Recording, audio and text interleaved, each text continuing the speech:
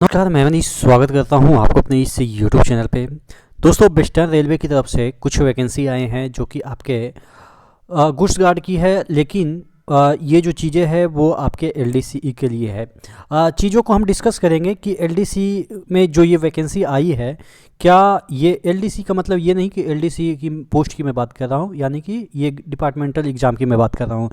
तो इसमें ये बात करेंगे कि रेलवे किस तरीके से फ़ायदा उठा रही है कर्मचारियों का, जिस तरीके से वैकेंसी आती है, और उसमें अगर आपको प्रमोशन के लिए इस तरीके से वैकेंसी आती है तो उसका क्या मतलब है, और रेलवे का इसमें कितना सेविंग होता है, और आपकी जॉब नहीं दी जाती है ओपन मार्केट में तो क्या क्या इसके परिणाम है, तमाम चीज़ों पे हम डिस्कस करेंगे। इससे पहले वीडियो शुरू हो, मैं आपको बता दूं कि टेक्स्ट बुक का जो हैप्पी आवर सेल जो है वो चल रहा है, जिसके तहत आप ईयरली पास प्रो का जो दाम है वो 699 यानी कि 700 से घटा के 439 कर दिया गया है। ER Manish coupon code use कीजिएगा, 12% का एक्स्ट्रा डिस्काउंट मिल जाएगा। कितना भी आप एग्ज़ाम की प्रिपरेशन कर रहे हैं, जितने भी एग्ज़ाम की प्रिपरेशन कर रहे हैं, सभी का आप मॉक टेस्ट दे सकते हैं। नंबर ऑफ़ कैंडिडेट यहाँ पे एक्टिव यूजर की हम बात करें तो तकरीबन 15 लाख प्लस है। तो यहाँ पे आपको एक्चुअल लेवल का भी पता चल जाएगा, भीड़ में आप कहाँ पे स्टैंड करते हैं। तो नीचे डिस्क्रिप्शन बॉक्स में इसका लिंक दिया हुआ है, वहाँ से जल्दी इस ऑफर को ग्रैब कर लीजिए और सभी एग्ज़ाम की प्रिपरेशन आप आसानी से कर सकते हैं। तो मैं बात कर रहा था कि ये जो वैकेंसी है, अब देखिए ये आपके लेवल 5 की वैकेंसी है, और ये जो टोटल वैकेंसी है वो कितनी है, 49 है। यानी कि ये लेवल 5 की वैकेंसी 49 है, और इसमें देखिएगा जनरल के लिए 39 सीटें, और इसमें ओबीसी को कोई आरक्षण नहीं मिलता है, एससी की 06 और एसटी की 04। तो अब बात कर लेते हैं कि 15% के लिए यहाँ पे जो वैकेंसी होती है, सपोज 100 वैकेंसी खाली हुई तो 15% जो है वो एलडीसी के थ्रू सिलेक्शन होगा, यानी कि डिपार्टमेंट में ही बहुत सारे ऐसे डिपार्टमेंट हैं। अब कौन कौन से डिपार्टमेंट से सिलेक्शन होगा ये भी इसमें दे रखा है,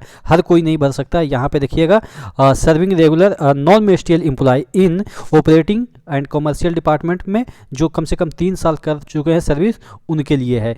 अब देखिए, मैं आपको काउंट करा देता हूँ कि इसमें कोई फ़ायदा होने वाला नहीं है, बशर्ते कि अगर माइलेज ना मिले, यानी कि माइलेज पे रनिंग पे ना मिले तो कोई फ़ायदा नहीं है।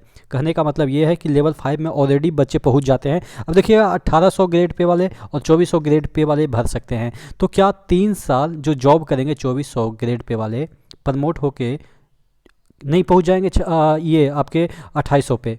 ऑब्वियस है, जब 2800 पे प्रमोट होके पहुंच ही जाएंगे तो फिर कैसे भर सकते हैं?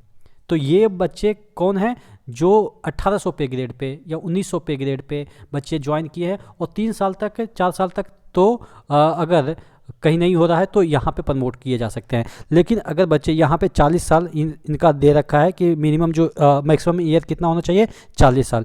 अब कोई बंदा आप समझो कि अगर सपोज एवरेज 30 में अगर कोई डिपार्टमेंट ज्वाइन करता है, मैक्सिमम हम बात करते हैं, जनरली 25 में 22 में कोई बच्चा सिलेक्शन ले लेता है, तो अगर 30 में ज्वाइन करता है, उसका एज 30 हो रहा है, और 40 तक जाते जाते क्या लेवल 5 में वो नहीं पहुंच जाएगा? ऑब्वियस है, तुरंत पहुँच। हम लोग 2 साल में ही लेवल 1 से 2 में चले गए, उसके बाद अभी हम लोग के साथियों का प्रमोट हो रहे हैं लेवल 4 में, यानी कि आपके 4 साढ़े 4 या 5 साल मैक्सिमम में आप लेवल 1 से लेके लेवल 4 में चले जाते हैं।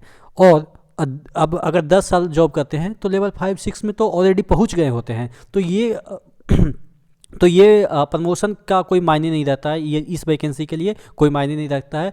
इंटरनल स्टाफ के लिए मायने किसके लिए रहता है? जो बच्चे अभी नए नए रिक्रूट हुए हैं, और अभी मतलब 3 से 4 साल तक अगर बच्चे का प्रमोशन नहीं हो रहा है, 1900 पे प्रमोट भी हुए तो 1900 पे ग्रेड में, तो उनके लिए मायने रखता है। अगर जो बच्चे ऑलरेडी 6 से 7 साल जॉब कर लिए हैं, उनके लिए ये सब वैकेंसी मायने नहीं रखता है। अगर हाँ, इसमें एक चीज़ मायने क्या रखता है कि जो माइलेज बनता है, माइलेज यानी कि रनिंग स्टाफ का जो माइलेज बनता है, वो इसमें थोड़ा सा आपको 20-25 नहीं, 15-20 हज़ार का, 15,000 का मैक्सिमम, 20 नहीं 15,000 का आपको डिफरेंस क्रिएट कर देगा।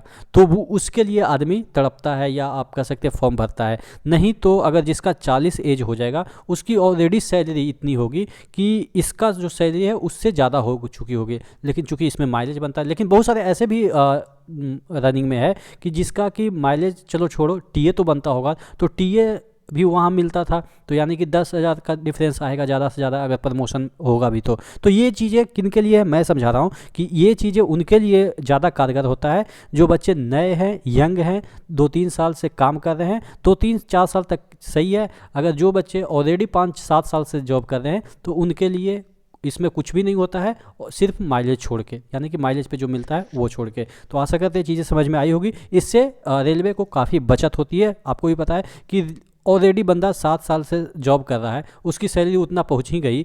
अलग बात है कि उसका पे ग्रेड उतना नहीं पहुंचा, लेकिन सैलरी पहुंच गई होगी, और वही आपको पे ग्रेड दूसरा दे के सैलरी उतना ही देगा, तो काहे को प्रमोशन।